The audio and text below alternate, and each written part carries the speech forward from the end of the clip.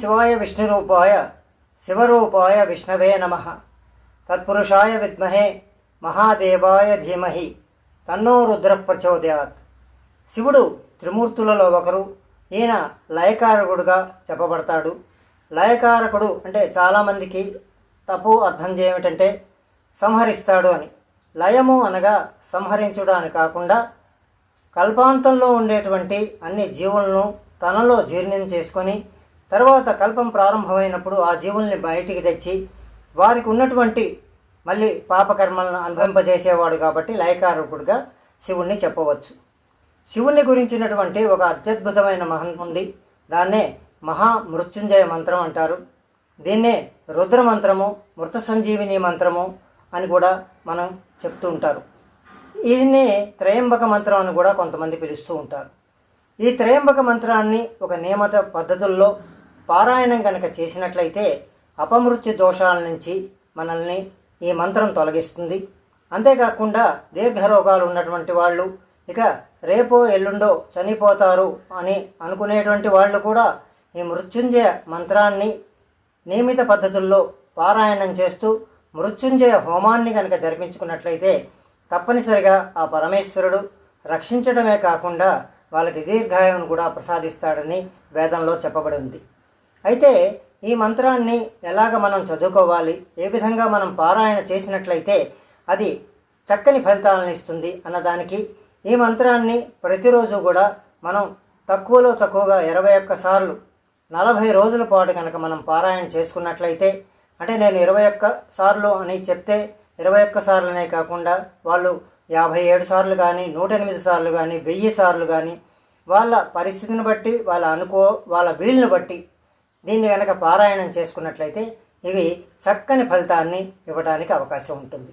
ఈ మంత్రాన్ని శివుడు పురాణాల ప్రకారం శుక్రాచార్యునికి ఉపదేశించడం జరుగుతుంది. ఆ శుక్రాచార్యుడు నుంచి ఈ మంత్రం సర్వవ్యాప్తమైనటువంటిది. ఈ మంత్రానికి సర్వరోగాల్ని తగ్గించేటువంటి మహాశక్తి ఉంది. అంతేకాకుండా అకాల మృత్యువు ప్రమాదాలు, ఇందాక చెప్పినట్లుగా అకాల మృత్యువు ఏదైతే ఉందో దాని నుంచి మనం తప్పించుకోవడానికి అవకాశం ఉంది. ఇప్పుడు ఈ మంత్రాన్ని మనం శ్రద్ధగా పఠిద్దాం. ఓం త్రయంబకం యజామహే సుగంధిం పుష్టివర్ధనం ఉర్వారుకమివ బంధనాన్ మృత్యోర్ముక్షీయమామృతాత్. ఓం త్రయంబకం యజామహే సుగంధిం పుష్టివర్ధనం ఉర్వారుకమివ బంధనాన్ మృత్యోర్ముక్షీయమామృతాత్. ఓం త్రయంబకం యజామహే సుగంధిం పుష్టివర్ధనం ఉర్వారుకమివ బంధనాన్ మృత్యోర్ముక్షీయమామృతాత్. ఇది మృత్యుంజయ మహామృత్యుంజయ మంత్రంగా చెప్పబడింది. దీని అర్థం ఏమిటంటే అందరికీ శక్తినిచ్చేటువంటి ఆ ముక్కంటి అంటే ఆ పరమేశ్వరుడు, సుగంధభరితుడైనటువంటి పరమశివుణ్ణి మేము పూజిస్తున్నాం.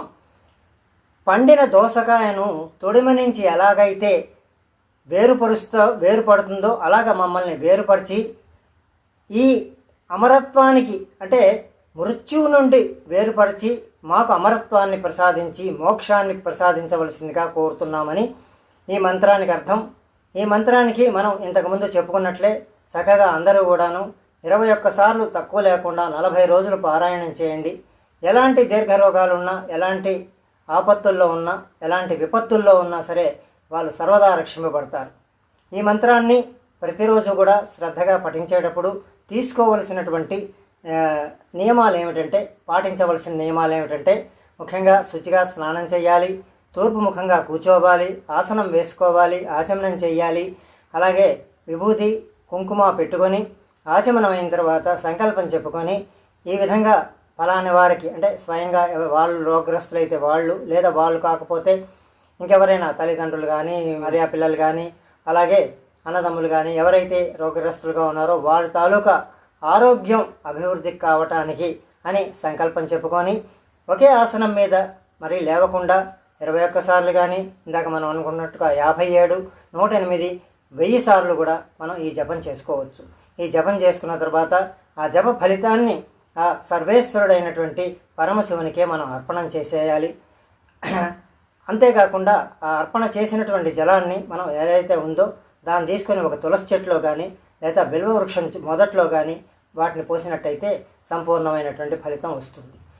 కాబట్టి శ్రోతలందరూ కూడా ఈ విషయాన్ని గమనించి ఈ విషయాన్ని మిగతా వాళ్ళందరికీ కూడా తెలియజేసి, ఎవరికైతే దీర్ఘరోగాలు ఉంటాయో, ఎవరైతే అపమృత్యు బారిన పడతారని మనకు అనుమానంగా ఉంటుందో వాళ్ళందరికీ ఈ మంత్రాన్ని పఠించవలసిందిగా కోరుతున్నాను. స్వస్తి.